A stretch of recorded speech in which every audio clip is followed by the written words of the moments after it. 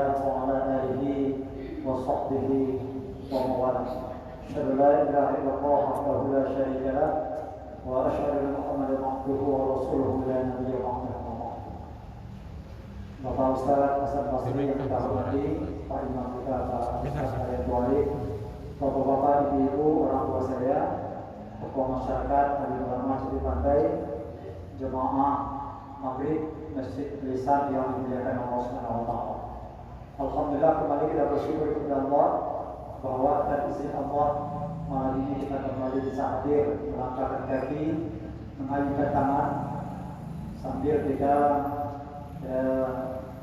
mengulang-ulang kembali firman Allah Subhanahu wa taala dalam Al-Qur'an ataupun hadis-hadis Rasul. Dengan harapan itu, dengan mengulang-ulang kembali itu akan semakin bertambah pengetahuan agama kita. Dengan bertambahnya pengetahuan agama itu semakin kuat pula semangat kita untuk meningkatkan ibadah. Karena kita bertambah ilmu. Ilmu itu harus, iman itu harus dibingkai dengan ilmu. Karena kalau iman tidak dibingkai dengan ilmu, dia akan menjadi buta. Ilmu tidak dibingkai dengan iman, dia akan menjadi lumpuh. Jadi sekali terkait. Iman kalau tidak dibarengi dengan ilmu, dia menjadi buta. Ya. Kemudian ilmu saja akan cukup. Kalau tidak dibingkai dengan iman, dia akan menjadi lumpuh. Dan lumpuh. Bapak Ibu sekalian yang dimuliakan Allah Subhanahu wa taala, pada pertemuan yang lalu telah kita awali tentang bab jenazah. Karena semua kita ini akan menjadi calon-calon jenazah.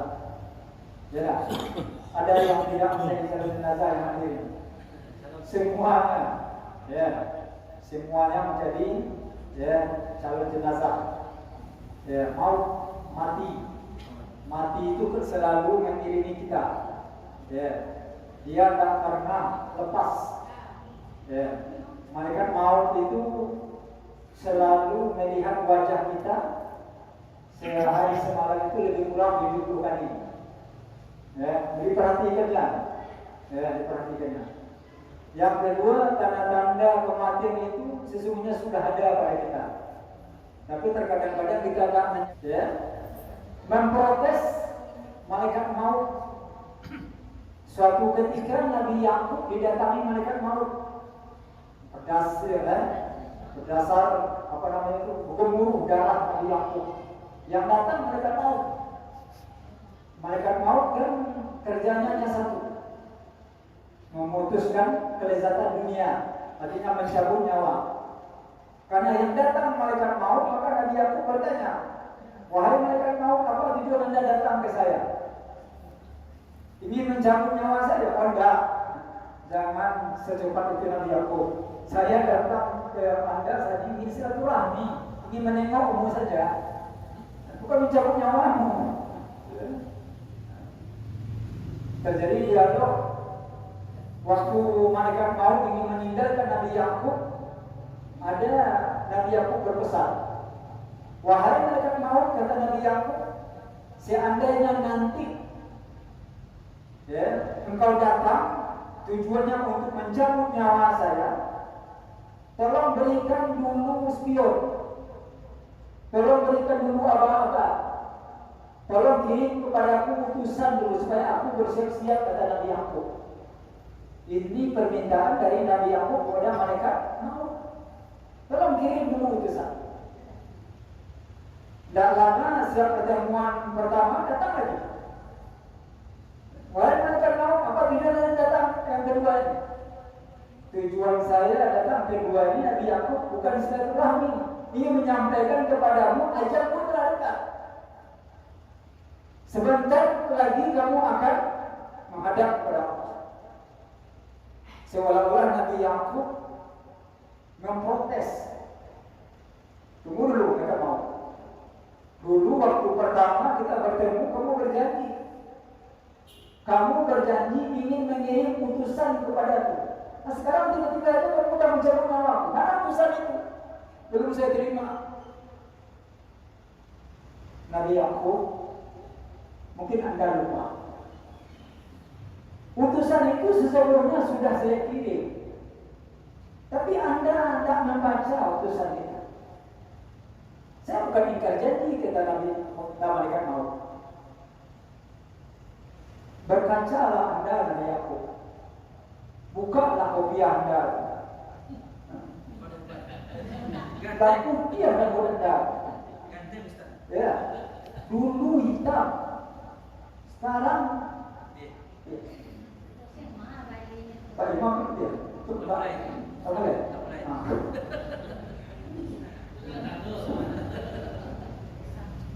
Ya mungkin di antara kita ini semua sudah, walaupun tidak semuanya sudah ada mulai satu-satu.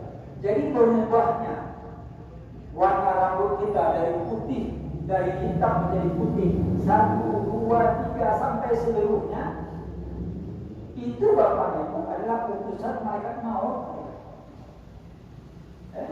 Tidak hanya rambut yang putih, sesungguhnya pun putih, janggut pun putih. Bisa malaikat maut. Tapi banyak manusia yang tidak dicat dulu. Laga apa orang kalau nampak boleh cabul dia. Tak usah dicat dia. Kalau dicat tu, semakin nampak juga buruk. Ya. Jadi semakin tak ingat tu kita akan mati. Tapi kalau laku begitu, seperti nampak. Jadi berubahnya warna rambut kita Bapak Ibu, ya, tumbuh ubah. Itu sesungguhnya adalah utusan malaikat maut agar kita bersiap-siap. Yang kedua, tulang punggung. Ya, seperti anak muda kita ini kekeh.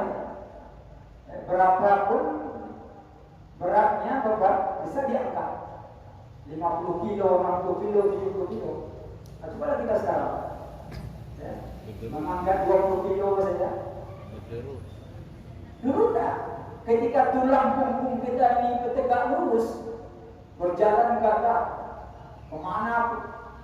Tapi ketika kita sudah mulai, ya, maka tulang punggung kita sudah mulai dari lurus, mulai sudah berubahnya tulang punggung kita dari lurus kepada bengkok.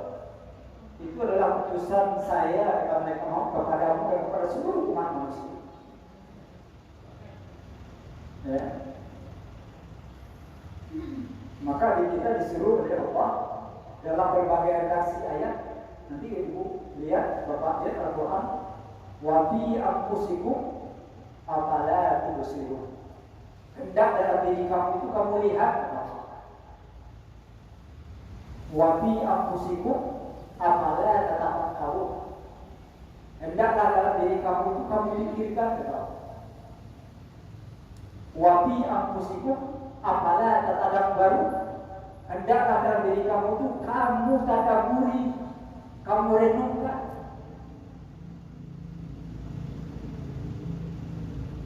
Ya, disentil kita oleh Allah dalam ayat. Yang ketiga, ya, dulu saya pulang ke Bukit Tinggi, pergi ke rumah. Nah, ada gitu yang tak bawa oleh-oleh. Kalau kok kalian itu wajib. Kalau tak langsung sopir semua boleh saja. Ya, kalau nak kembali ke rumah kalian, Rasulullah tidak sah kalau Bukit Tinggi kalau nak membawa ke rumah kalian. Ya, caruah di tinggi itu. Ya, caruah. Ya, sampai lunak. Kenapa? Karena tinggi itu. Ya, akhirnya. Ya, kami opor kanan, opor di dua opor je. Kanan, kiri, dua. Ya, kan sudah boleh. Nah, berubahnya gigi kita. Ya, dari kekuatan kita dulu kuat menjadi lemah. Bapak Ibu itu pengantar. Ya. Maka ada beberapa tugas kemarin sudah kita sampaikan sebelum kita menyelenggarakan jenazah. Maka ada orang sebelum dia meninggal, maka ada tugas kita terhadap orang yang akan meninggal itu namanya sakratul maut. Sudah kita sampaikan kemarin. Yang pertama apa? Ya, lakinu mau takut. Takimkan orang yang akan mati. Bagaimana caranya? Bisikkan ke telinganya kalimat La ilaha illallah secara pelan-pelan. Pelan-pelan. La ilaha illallah. Bisa seperti syahadat, kalau panjang itu La ilaha illallah. Ya. Sesuai dengan hadis Nabi, ya. Siapa yang mengakhirkan hidupnya dengan kalimat La ilaha illallah, ya, dakhala jannah. Kemudian yang kedua, setelah kita talqin dengan La ilaha illallah, apa lagi? Yang kedua adalah kita bacakan surah Yasin. Ya. Yang pertama menghadapi sakratul maut. Nah, nampak itu, tapi kita menghadapi sakarat.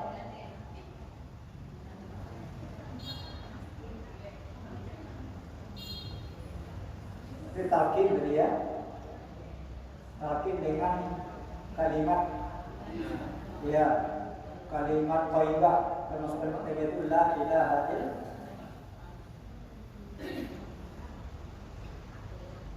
Yang kedua adalah ya, bacakan surat Yasin. Ya, surat Yasin.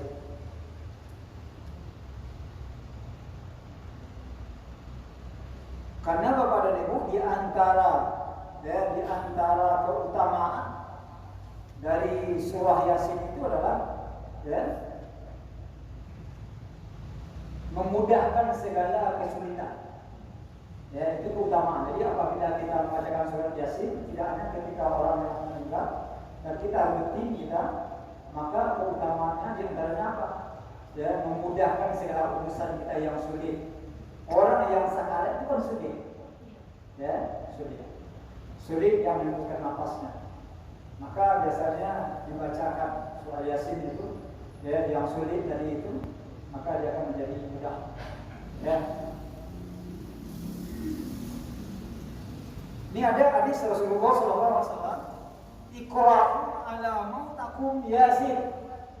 Ya, bacakanlah, Iqra'u, bacakanlah olehmu ala mautakum terhadap orang yang akan mati Yasin, surat ya, surat Yasin. Ya. Hukumnya ibahah, boleh. Bukan wajib, karena asal dari semua perintah ini adalah ibadah. Al-aslu bil amri bil ibadah. Asal dari semua pekerjaan itu adalah boleh. Tapi ada nanti yang bersifat hukumnya haram karena ada asbab. Dari boleh, kenapa ini jadi haram? Karena ada sebab. Kenapa ini jadi wajib? Karena ada sebab. Kenapa ini jadi makruh? Karena ada sebab. Ya. Kemudian yang ketiga, setelah itu rapikan tubuhnya, hadapkan kiblat. Tubuhnya dan hadapkan ke kiblat.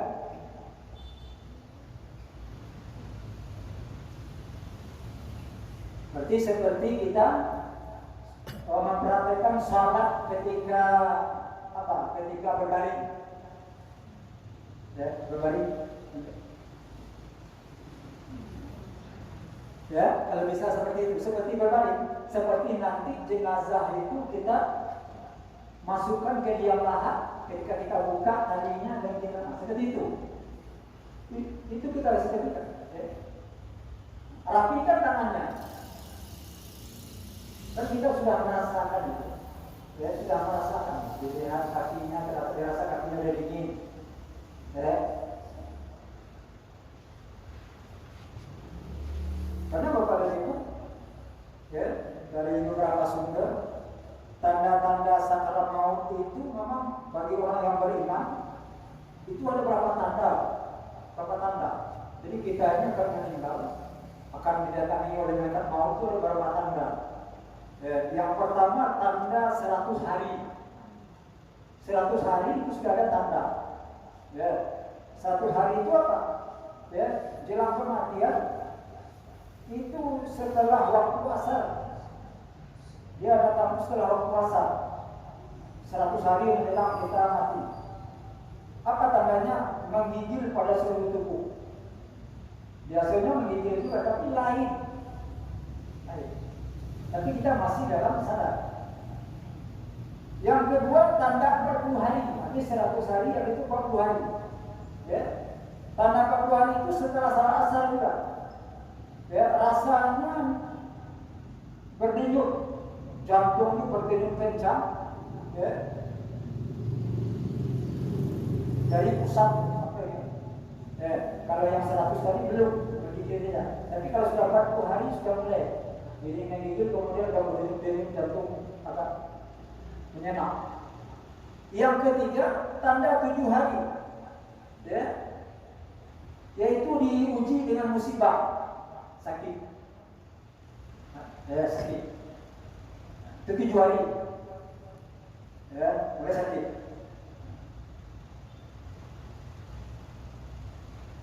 Kemudian selera makan kurang. Jadi ada orang yang 7 hari itu sakit tapi makannya tak kurang, malah justru ada. Tidak, banyak yang kurang. Ya. Kalaupun ada biji istimewa. Ya. Ya. Kemudian tanda 3 hari jelang mati itu apa? Sinar matanya sudah mulai redup. Tidak ada lagi apa namanya itu. Mata ini kan ada sinar. Itu sudah mulai redup. Pandangan itu sudah mulai kosong. Ya, sudah mulai kosong. Seperti itu. Ya. Tanda 3 hari itu sinar matanya redup. Kemudian apa namanya itu? Hidungnya itu sudah mulai turun. Hidung sudah mulai turun, tidak naik, sudah mulai turun. Ya, hidungnya mulai turun. Kemudian telinga ini tidak tegak lagi, sudah mulai lain. Sudah mulai lain. Ya, itu 3 hari. Kemudian telapak kakinya itu sulit digerak. Jadi hidung turun, kemudian sinar mata sudah meredup, telinga sudah mulai lain. Kemudian telapak kaki itu sudah payah digerakkan. Itu tanda 3 hari menjelang mati.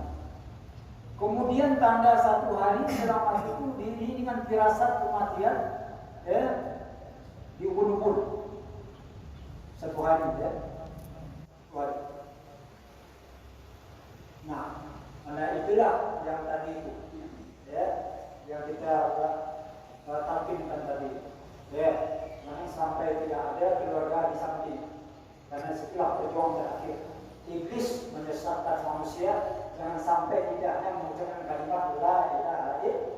Kalau bisa memang, ya, nak mengucapkan itu. Rapikan, ya, rapikan. Tangannya tadi rapikan, masuk. Karena nanti kalau sudah dingin, itu sulit nanti kaku. Kakinya juga, ya, rapikan. Matanya juga. Ya.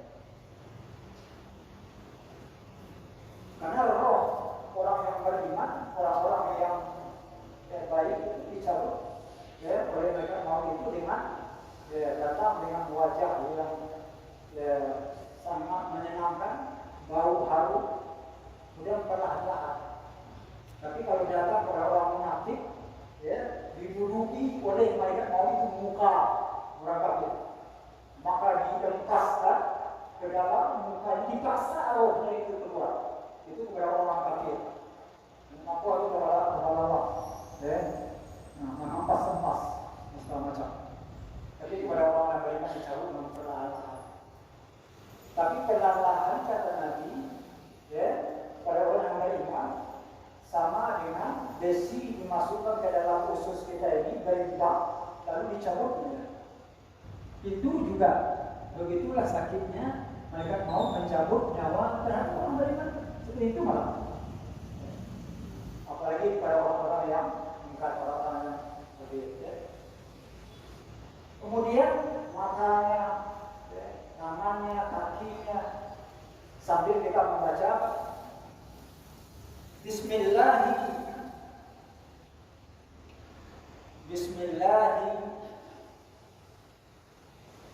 ala millati Rasulillah. Ditambah dengan sallallahu alaihi wasallam. Bismillahi ala millati Rasulillah. Jadi ketika kita merapikan tangan, sama dengan tangan kita sholat, tangan kiri di bawah. Nah, cara kita bacakan gitu. Bismillahi ala millati Rasulillah. Juga termasuk Bapak Ibu setelah orang meninggal kan kita disunatkan melihat mukanya.